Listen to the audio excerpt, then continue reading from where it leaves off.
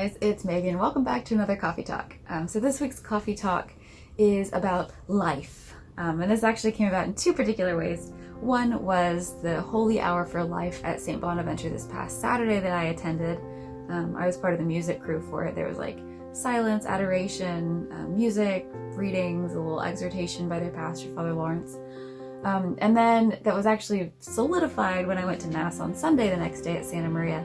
And Louie gave his awesome homily about focusing on people rather than things. Remember, he was talking about being fishers of people rather than focusing on the nets and the fish, to be people-oriented. So that really kind of was my inspiration or draw for this particular coffee talk. And honestly, the pro-life, anti-abortion issue is not one that can be addressed in 3 minutes, so I hope you don't think that I'm going to answer all of your questions. I am merely here to start you thinking about this particular issue and challenge in our world, and to think about the bigger picture rather than just immediately thinking, well, what about the woman? Well, what about the baby? That's way too simple. We got to move past that.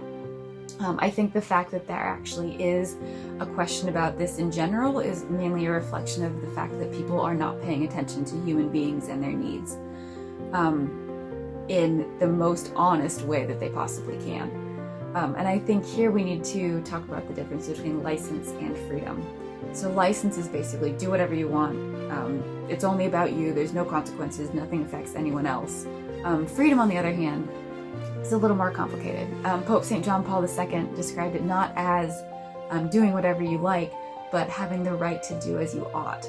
And I think that takes a lot more because in one sense you need to know what you ought to do. You actually have to do a little more research to try to figure out what the big picture is. The history, the teachings, the experiences of people, science behind things, all kinds of different territory that can't be covered in a coffee talk. But like I said, the main question is boiling down to what Jesus called us to do, and that's to love people in the way that God calls us to love.